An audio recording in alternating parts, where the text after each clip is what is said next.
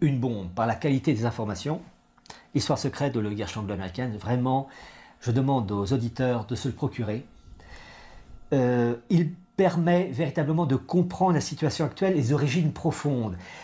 Bien comprendre qu'il y a une volonté d'établir un idéal, une gouvernance mondiale, mais que cet idéal s'appuie sur des préceptes qui eux-mêmes ont été élaborés sur des dizaines, je veux dire, des générations et des siècles. Et l'objectif de la préface que j'ai faite, qui fait donc 27-28 pages, c'est de faire une note de synthèse. Il y a 72 notes de pas de page, on fait 72 comme ça fait joli, pour expliquer que cette alliance entre le monde anglo-saxon avec le protestantisme judaïsme, ce n'est pas l'effet du hasard, qu'il y a une volonté, une politique, et qui s'appuie sur des éléments tangibles et non pas sur des élucubrations, etc. Je sais que les esprits aujourd'hui sont tellement empoisonnés que dire que le feu brûle, c'est presque être injurieux. C'est vrai, maintenant, on dit plus aveugle, on dit malvoyant, on dit plus sourd, on dit malentendant. Ben, je suis désolé, on dit sourd, on dit aveugle, on dit bon. Et donc, vraiment, j'invite les personnes à se procurer ce livre, et vraiment, je pense aux éditions Retour aux sources. Il y a son directeur, François Saz, qui ont fait un excellent travail, un lourd travail qui a pris du temps, je sais. Mais ils ont fait un travail extraordinaire car enfin, ce livre sorti en 1981 aux États-Unis et qui sort en 2015 en France, je veux presque dire que c'est la clé qui permet de comprendre les événements politiques et les répercussions économiques qui vont avec. À l'origine, donc, comprendre les origines profondes de notre monde actuel, le marché transatlantique. Eh bien, il n'est pas né en 2013 avec Obama lors de son discours congrès des États-Unis. Ça a été préparé, mais tout ça avec une vision matérielle et avec un idéal religieux, parce que le mondialisme est un messianisme, et même un messianisme pressé. Il ne reste plus que les questions. Allons-y alors pour les questions. Il y en a pas mal. Ah oui, ça. Donc, on ne pourra pas tout faire, mais on va essayer quand même. Voilà, ouais. On a des dizaines. Alors, on nous dit. Question à Monsieur Hillard. Que pense-t-il de la crise au sein de la fraternité Saint-Pie X ? Eh bien, le dernier carré de la tradition est en train de disparaître et en train d'être bouffé par l'Église conciliaire. Il y a des prêtres au sein de la fraternité Saint-Pie X qui, malheureusement, n'ont pas compris que la tradition catholique était la véritable modernité et que le ralliement à Rome ne peut se faire qu'avec l'éradication jusqu'à la racine des principes de Vatican II. Vatican II, c'est 1789 dans l'Église. On ne peut rien attendre de l'Église conciliaire qui, en fait, a pour objectif d'être transformée en une annexe de la synagogue. Donc, c'est la victoire du Sanhédrin, victoire temporaire, et parce que l'Église est éclipsée, mais la fourmi n'est pas de moi, la Sainte Vierge à la Salette. Donc vraiment, les quelques prêtres, parce qu'il y a des prêtres au sein de la fraternité Saint-Pie X qui restent tout à fait honorables, mais il y a malheureusement des prêtres de la fraternité Saint-Pie X qui n'ont pas pigé, parce que, je vais vous dire, certains n'ont pas reçu une bonne éducation. Quand je dis bonne éducation, une éducation classique, avec des connaissances réelles en histoire, en politique, et ils se font happer par les apparences, par le côté conventionnel, et vraiment, ils n'ont pas compris. C'est la nature humaine, on peut rouler plus d'un dans la farine, c'est incroyable, même quand on porte une soutane. On me dit d'ailleurs, est-ce que le Vatican n'est-il pas devenu le siège du mondialisme syncrétique ? Alors, vous avez le livre de cet exorciste Gabriel Lamorce, qui a prouvé, apporté malheureusement des informations tristes sur des branches sataniques au sein du Vatican. Oui, malheureusement, Vatican II, la bascule de l'Église devenue Église conciliaire avec Vatican II, c'est la victoire temporaire du prince de son monde. Je dis bien temporaire, parce que Vatican II va un jour sauter. Et malheureusement, depuis Vatican II, les hommes d'Église, je ne dis pas l'Église qui elle est sainte, les hommes d'Église, et il y en a beaucoup, depuis Vatican II, mènent la barque de Saint-Pierre dans les chemins du mondialisme.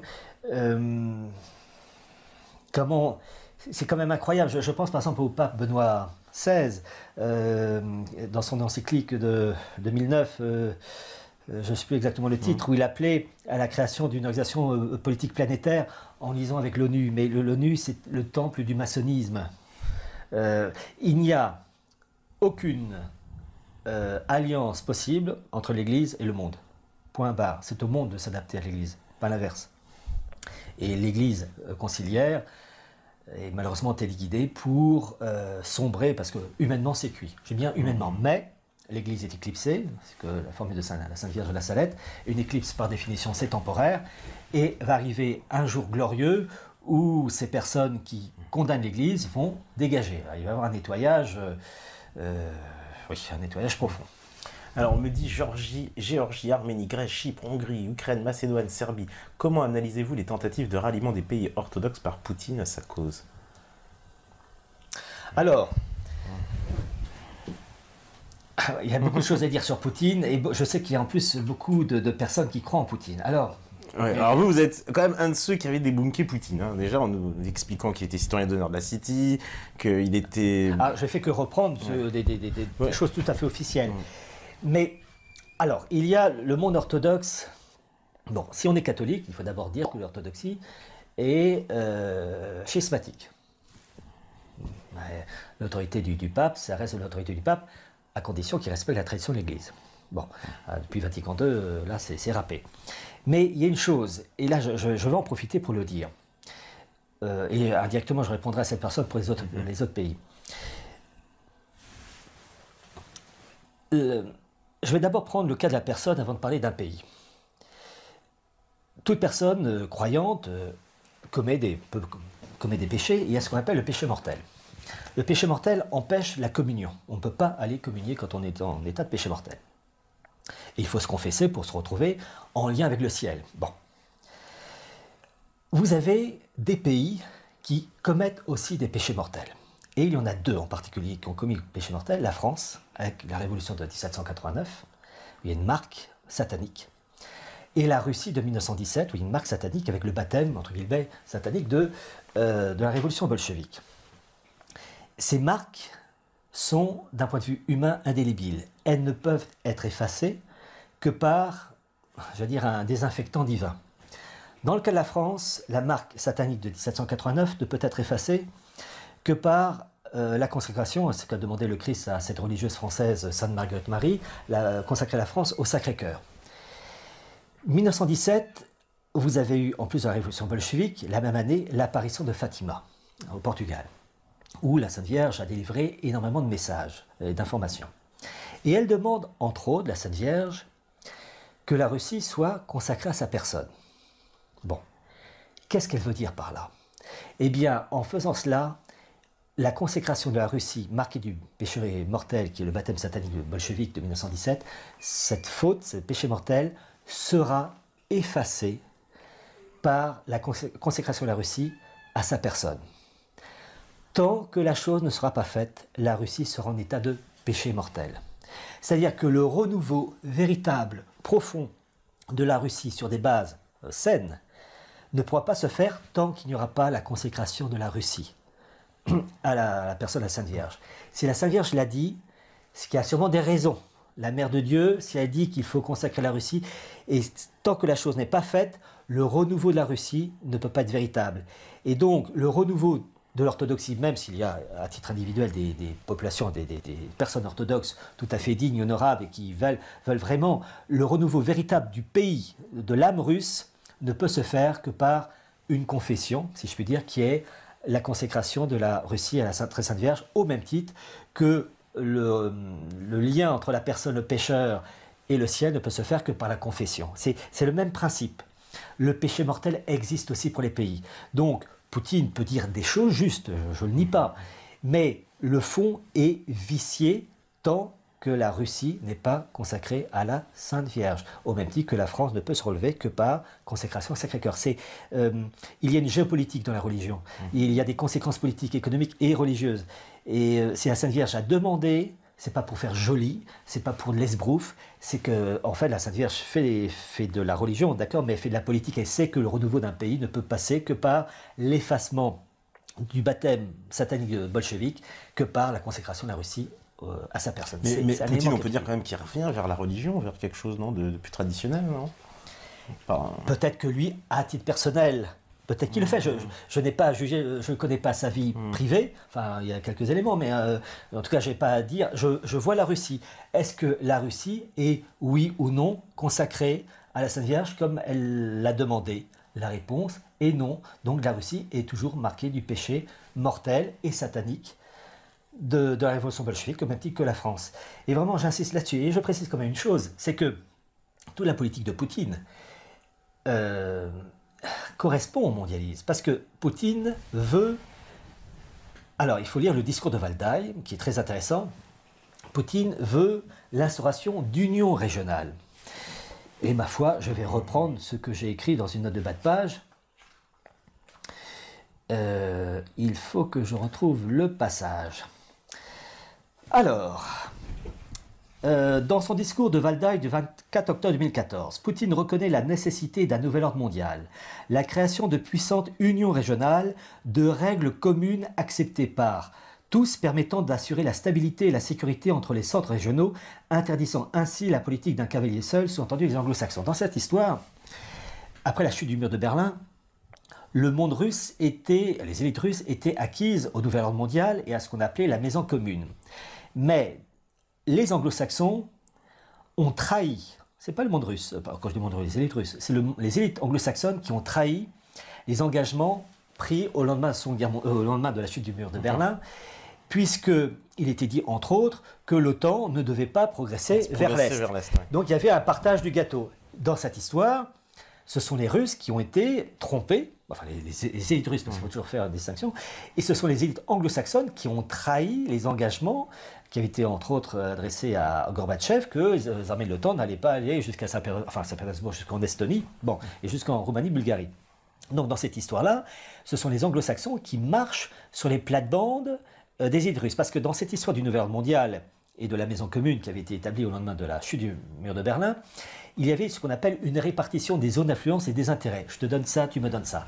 Et dans cette histoire, les élites anglo-saxonnes marchent sur les plates-bandes des élites mondialistes russes, qui ruent dans les brancards. Et je les comprends, puisque les accords ont été violés par les anglo-saxons.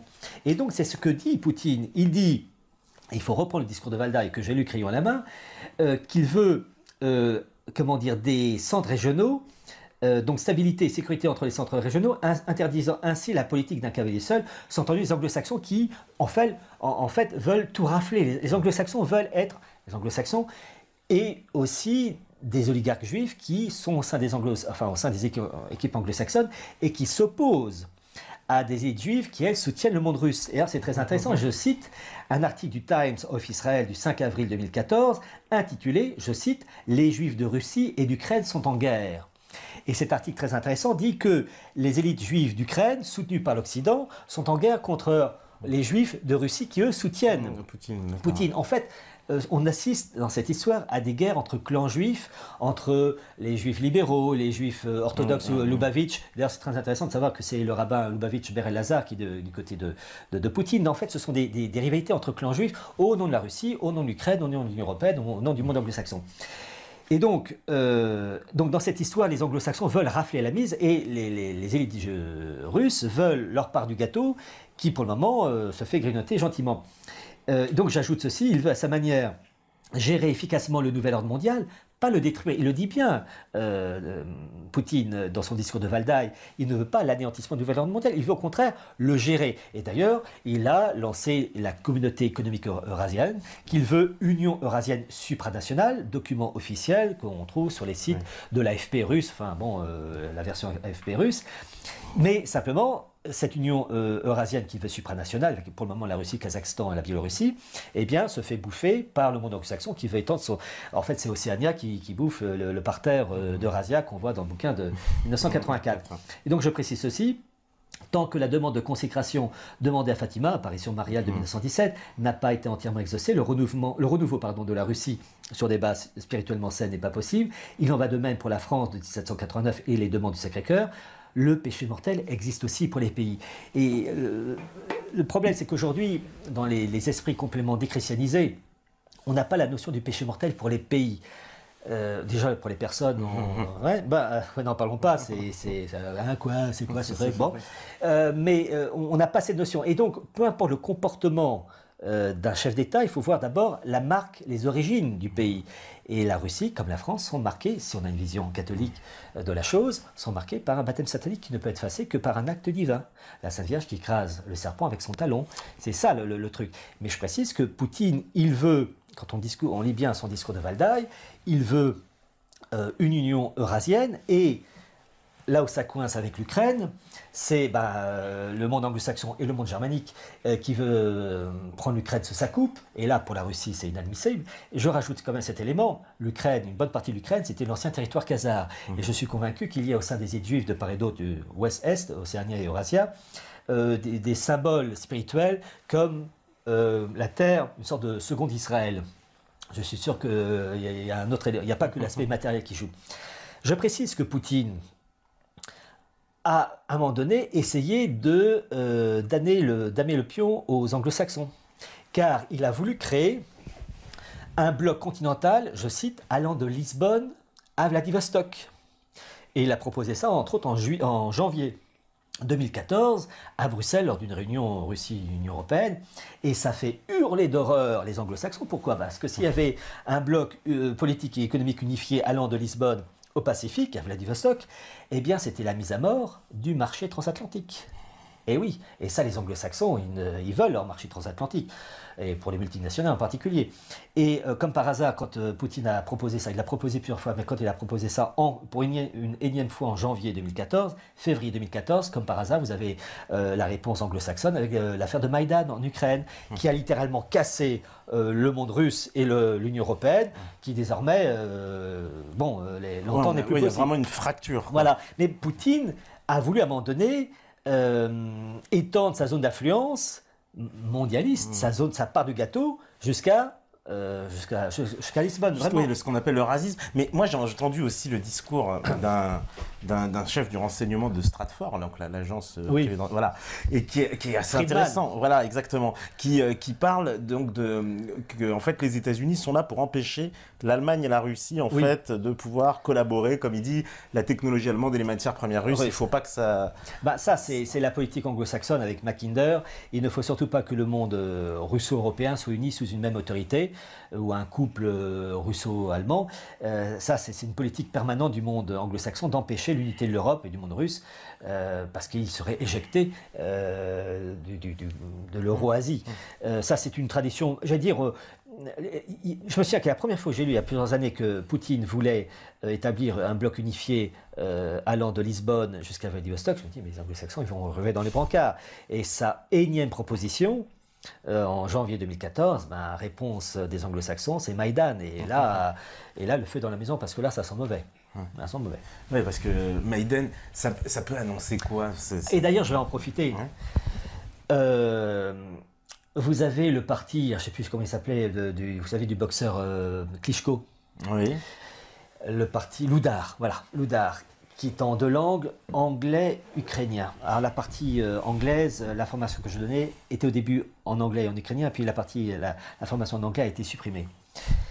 Les partenaires de Loudar, c'est uniquement la version ukrainienne, si ça n'a pas été enlevé. Là, la dernière fois que j'ai vu ça, il y a 2-3 mois, les partenaires de Loudar, c'était 2 ONG américaines, l'une dirigée par Madeleine Albright, l'autre par John McCain, et le troisième groupe qui soutenait, c'était la CDU d'Angela Merkel. Ils avaient vraiment l'ingérence parfaite du monde anglo-saxon et germanique qui a mis les pieds par un coup d'État en Ukraine. Mais la méchanceté anglo-saxonne ne veut pas dire qu'en face, Poutine est le gentil. Il n'y a pas de gentil de méchant. En fait, ce sont des guerres entre clans, de zones d'influence. Poutine, à un moment donné, a voulu avoir la peau des anglo-saxons en les éjectant, en voulant mettre en place ce fameux bloc unifié Lisbonne, Vladivostok. Il a loupé, réponse en face, boum, on vous emmerde en Ukraine. Voilà, et je rappelle, Poutine veut une gouvernance mondiale, il veut des unions régionales, et il veut, et d'ailleurs c'est très intéressant dans son discours de Valdaï, il dit il vaut mieux des règles communes, même contraignantes, que pas de règles du tout pour gérer tout ça. Parce que il dit il faut arriver à se mettre d'accord sur des règles communes. Il est très intéressant. En fait, il est pour le principe du nouvel ordre mondial, il le dit, mais il précise, nous n'arrivons pas à nous accorder sur le partage du gâteau. C'est un peu un nouvel ordre mondial, mais avec une part importante pour la Russie. Voilà. Que la Russie ne soit pas une troisième roue. Et là, dans cette histoire, les Anglo-Américains veulent tout. Et en face, ils disent, ah là, non, on accepte. En fait, c'est une dispute, mais avec aussi des oppositions entre différents clans juifs. C'est l'article de Times of Israel que j'ai cité. Il y en a plein d'articles, il suffit de les lire. Oui, et puis nous, même sur le Donbass, ça faisait longtemps même que Alain Benajam nous disait que c'était des juifs qui finançaient des deux côtés. Donc voilà, on le savait déjà. Ah, ça, non, il nous l'avait dit ici.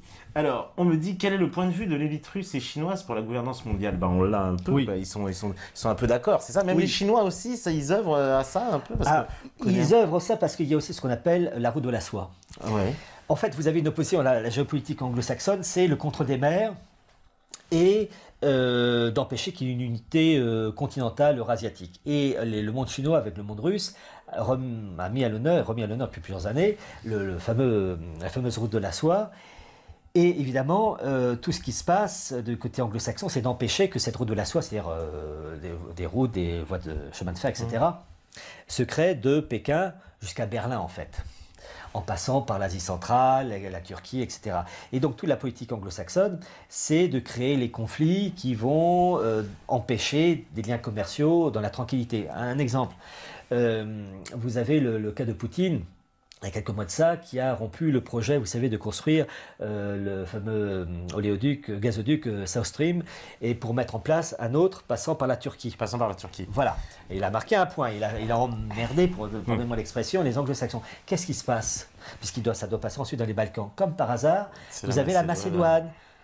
En fait, c'est le principe du Bagdad-Bad, cette fameuse voie ferrée que les Allemands voulaient, qui était un oléoduc rail qui devait relier Hambourg jusqu'au Koweït, enfin qui n'existait pas puisque c'était l'Empire ottoman, en traversant la Serbie. Et bien comme par hasard, cet oléoduc rail qui avait pour but de créer un sort de bloc économique Allemagne, Autriche-Hongrie, Empire ottoman avec le pétrole, c'est-à-dire que les Allemands contrôlaient le début de pétrole et sa distribution, et bien dans cette histoire, les Anglo-Américains, enfin surtout les Anglais, favorisaient des guerres balkaniques, Serbie, Bulgarie, etc. Et hop, le Bagdad-Ban, il prenait du retard.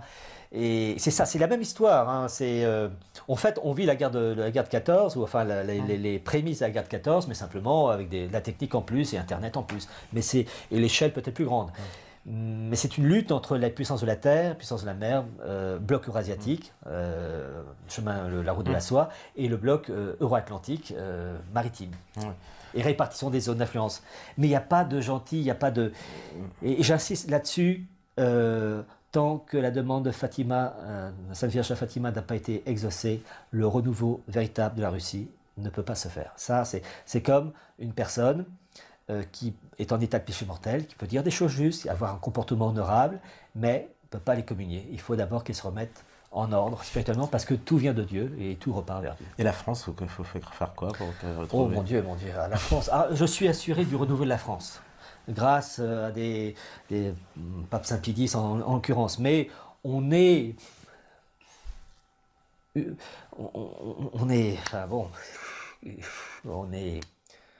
cuit, on est inféodé, mon Dieu, c'est une punition d'avoir les dirigeants qu'on a, enfin qui ne sont pas des dirigeants, qui sont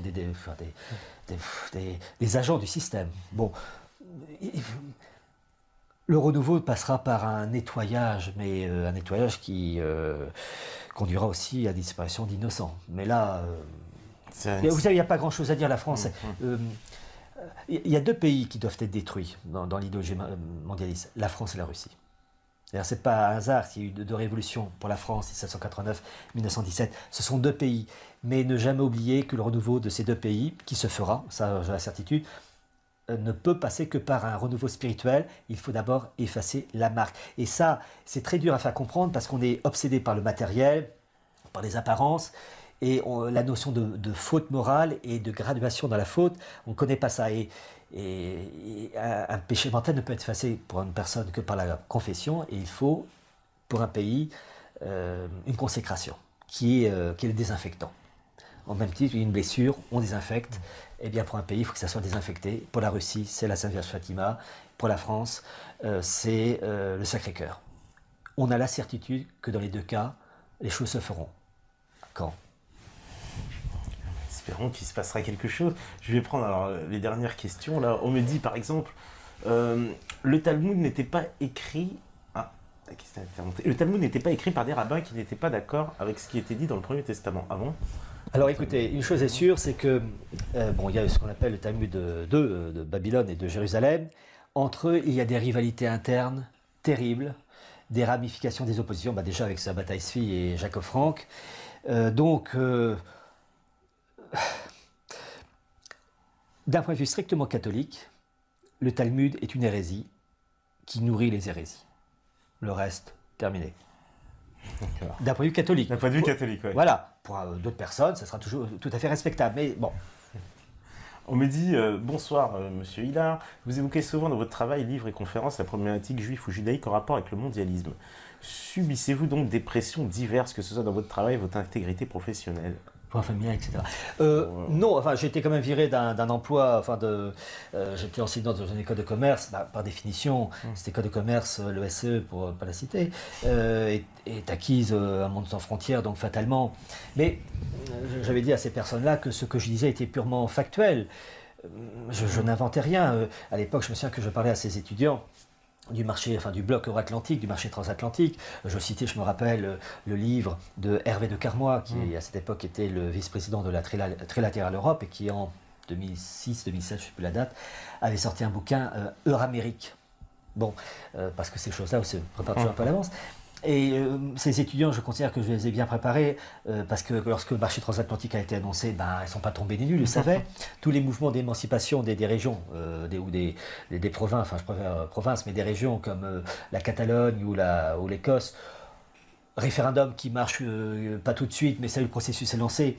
Mes étudiants ne tombent pas des nuits, je racontais ça parce que j'expliquais, il y avait tout un air à fond. Et d'ailleurs, le principe de régionalisation, de parcellisation de l'Union européenne va de pair avec le marché transatlantique, parce que l'objectif de créer des multinationales qui auront le dernier mot sur les États, et vous pensez bien que quand il s'agira de régions qui elles-mêmes seront intégrées à d'autres régions pour former des euro-régions, elles-mêmes dépendantes de Bruxelles, multinationales vont pouvoir faire jouer la concurrence sans problème, et ça va avoir des conséquences sur le remboursement des médicaments, sur le niveau de vie, surtout, les gens ne comprennent pas que c'est un faux régionalisme. Je suis pour les provinces, mais les provinces respectueuses des traditions, donc fatalement, le mondialisme n'aime pas ça, et des provinces, donc à la France, restant sous la coupe de la souveraineté nationale.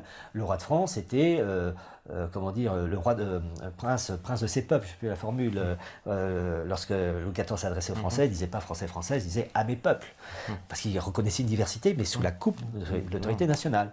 Là, la régionalisation est lancée pour fractionner les États, pour les digérer mieux à la sauce mondialiste, et entre autres au marché transatlantique.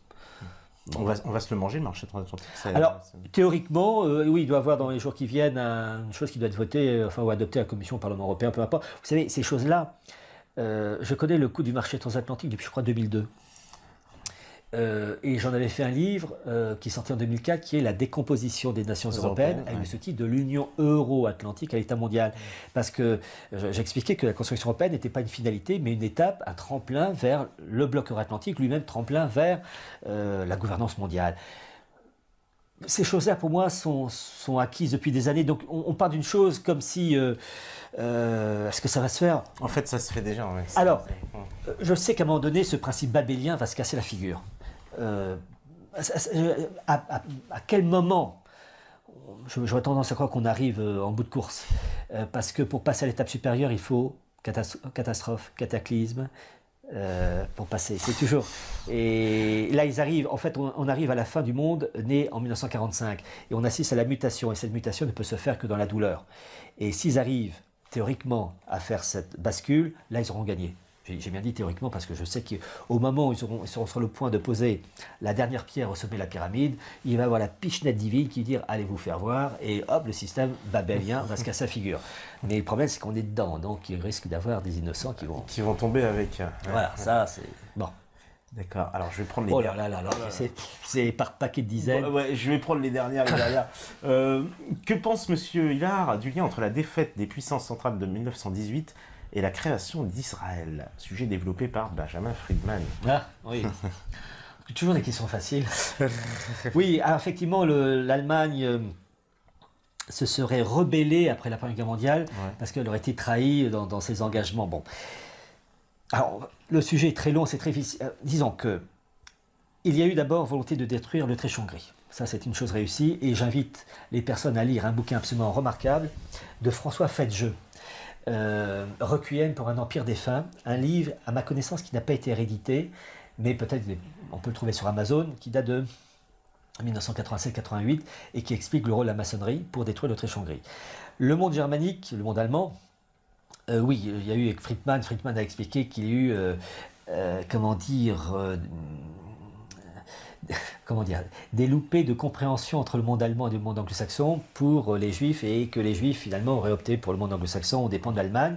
Il est très intéressant de voir que, j'ai eu l'occasion de citer la famille Warburg, famille juive allemande, mais aussi juive américaine, que Max Warburg, durant la Première Guerre mondiale, était le patron des services secrets allemands. Mais son frère, Paul, était le patron de la Fed et qui allait en plus devenir ensuite le patron du CFR, évoqué d'ailleurs par Carl Quickley. Donc il y a eu en fait des problèmes entre clans juifs, et il y a un clan qui a été roulé dans la farine, et il y a eu une vengeance. Bon, voilà, on ne peut pas dire trop quand même. D'accord. Allez, je prends les dernières questions. Alors, qu'est-ce qu'on me dit encore? Vous avez parlé du royaume de France. Où vous situez-vous entre les prétendants légitimistes et orléanistes? Alors, j'avoue qu'à titre personnel, j'ai pas je ne veux pas lier à ces familles-là, enfin, ces deux branches. Je crois, vu la situation humainement, c'est cuit, il ne faut pas s'exciter. Je vous dis, ce que j'ai fait, par exemple, pour l'avant-propos du bouquin de Quickley, c'est, je ne vais pas dire que je me suis lâché, non, parce que tout ce que j'ai mis est parfaitement référencé, mais je suis allé très loin pour faire un bilan. Qui fait quoi? Le renouveau de la France se fera, ça sera la surprise de Dieu. Je crois en la providence, ce qui n'empêche pas, à titre individuel, de faire de son mieux. Mais m'appuyer sur la famille des Orléans, famille légitimiste, je n'attends rien, parce que ce sont des esprits trop marqués par les concepts philosophiques d'aujourd'hui. Ce que j'ai dit ce soir les ferait bondir d'horreur. Bon, je préfère encore la République, parce qu'au moins elle est authentiquement pourrie. Une fausse monarchie avec les apparences, je préfère l'authentique. Hein. Voilà, alors une dernière question encore. C'est vrai qu'on me dit quelle est l'influence des protestants en France?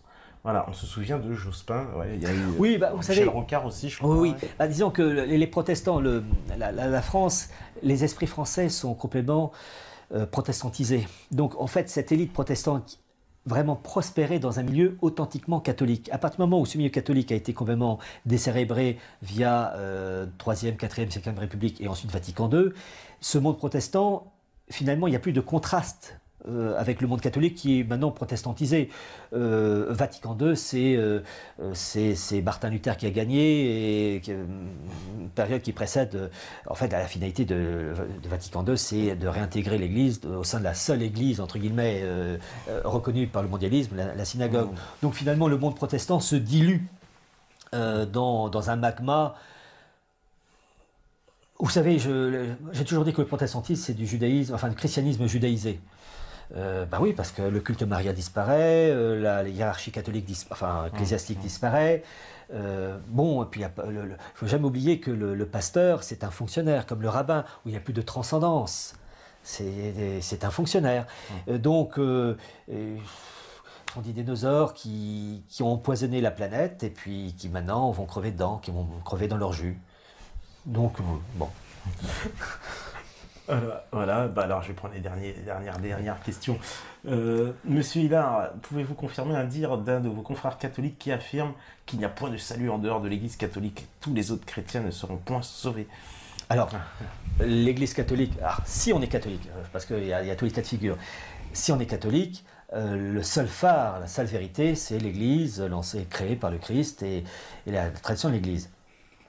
Les autres chrétiens, alors il y a le comportement des autres personnes, là c'est Dieu qui voit, qui sonde les reins et les cœurs, et qui pourra dire si telle personne, même s'il ne fait pas partie de l'Église catholique, a eu un comportement digne et honorable, parce qu'évidemment il y a tous les cas de figure, mais là je m'exprime en tant que catholique, le seul phare de la vérité, c'est l'Église éternelle, interrompu de manière vraiment temporaire avec l'éclipse de Vatican II, mais une éclipse est temporaire par définition, et donc le renouveau, ça va faire 50 ans Vatican II. Vatican II s'est terminé en décembre 1965, on est en juin 2015.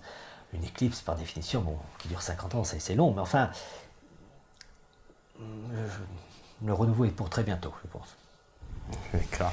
Dernière question, on me demande où est-ce qu'on peut vous joindre, parce qu'il y a beaucoup de gens qui veulent vous joindre pour vous. J'ai une page Facebook, en fait, que je n'ai même pas créée, c'est par quelqu'un, je ne sais pas qui l'a créée pour moi. Quand je peux répondre, je réponds, mais j'ai une telle avalanche des questions. Il y a des moments, je ne peux pas, quand il y a des dizaines et dizaines, je n'aurai que ça. Mais en revanche, qui lisent mes livres, ils auront mes réponses. Ils auront des réponses, voilà. Et qui lisent surtout. Celui-là, voilà, l'histoire secrète de l'oligarchie anglo-américaine.